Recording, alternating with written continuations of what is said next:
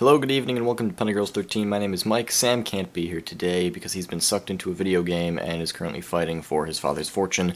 Relevant. I've been out all day, so I didn't really get a chance to film video until just now, which is totally cool because this is when I would have filmed it anyway, because this is usually when I film videos at night. I was out hanging out with my friend, who is going to be leaving to go to school in North Dakota. So he's gonna be gone a while, so I had to give him his birthday present, which he loved. I got him Jane's hat from Firefly. Loved it, because he really loved Firefly. And we were hanging out with our other friends, Joe and Matt, and we got ice cream. It was good. Anyway, the rest of this video is going to come to you in 3 parts. Those parts will be comics, vinyls, and ideas. An idea, really. So comics. All the series that I've been following have continued to be really good, and I'm not really going to get into all the series because there's so much of them, so I'm just going to focus on 2 things that I've read. One of them is Superman Red Sun. I bought this in the form of a trade paperback because they are pretty and handy. The art style in this was really good. Look at this. Lovely. So Superman Red Sun is basically a reimagining of the Superman story. What if, rather than Kansas, Superman had landed in Soviet Russia in the 50s? Like, that's a really interesting alternate history. That's a really huge and fascinating what if, especially in the Superman mythos. And the answer to that question will surprise you. If you have any vested interest or vague interest in Superman, or in comics in general, I highly suggest picking up Superman Red Sun because it's a really good read.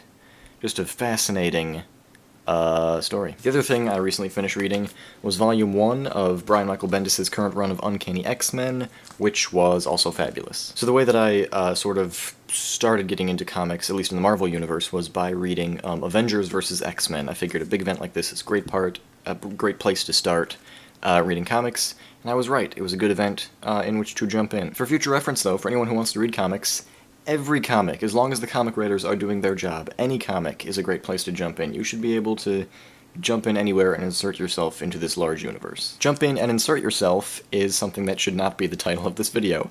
Don't do it, Mike. Don't do it. Resist that urge. So in Avengers vs. X-Men, the main force that the Avengers and X-Men have to deal with is the Phoenix Force, which, if you know anything about the Marvel Universe, or if you don't, is force that embody. I'm not going to explain the Phoenix Force. So basically, the current run of Uncanny X-Men is, of course, after AVX Consequences, dealing with what Cyclops and the other X-Men, the remaining Phoenix Five, those who were the Phoenix Five, have to deal with in the fallout following the Phoenix Force event. It's really good so far. I'm liking it, and I can't wait until Volume 2 comes out, because I will purchase and then read that as well. What am I reading next? Well, there's another quite beefy trade paperback I'm really excited to get into, which is All-Star Batman and Robin the Boy Wonder, Frank Miller and Jim Lee. This is what I saw. I didn't look at the title. I just knew I wanted to read some more Batman. I saw it was Frank Miller and Jim Lee together, and I just had to have it. So I'm really excited to get into this. Look how chunky that is. Look how big. So much. Oh, there's a lot. I'm excited. Frank Miller has got to be one of my favorite Batman writers. I would put Scott Snyder up there with him, but Frank Miller may just be the best because The Dark Knight Returns was so fantastic. And Jim Lee, I think, is a really amazing artist. Apparently, he was the artist for Batman Hush, which is another thing I really have to read, but he was also the artist for, he's currently the artist for the current run Superman Unchained, which is being written by Scott Snyder, which, let me tell you, that's another amazing pair. An example of Mr. Jim Lee's work as an artist is up here on my wall, there, from the current run of Superman Unchained. So good stuff all around. I love comics, but that's enough about comics. On to vinyl. I have recently made 3 big vinyl purchases, which I am extremely pleased with. The first of which is a live album from the Decemberists, We All Raise Our Voices to the Air. Right? Yes. This thing is beautiful.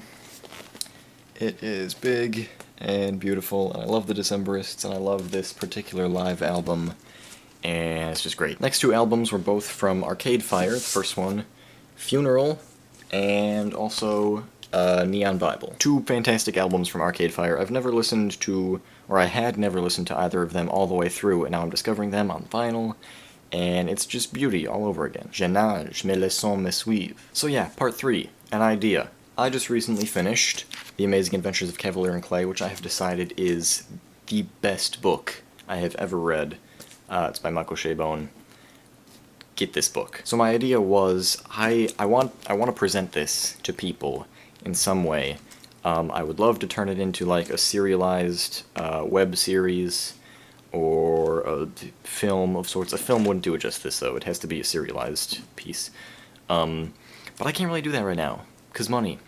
So, the creator in me still wants to get this out, so I was thinking about reading it aloud on my YouTube channel. Let me know if you would watch that, I guess is what I'm saying. Yeah, so that's my idea, and that is my video for the day. I hope you enjoyed learning a bit more about me and my vinyls and stuff, and if you've learned anything from this video, I hope it's that you should go out and get The Dark Knight Returns by Frank Miller, because wow, is it good. So that's gonna do it for me, and I will see you guys the next time someone can't make a video. Goodbye.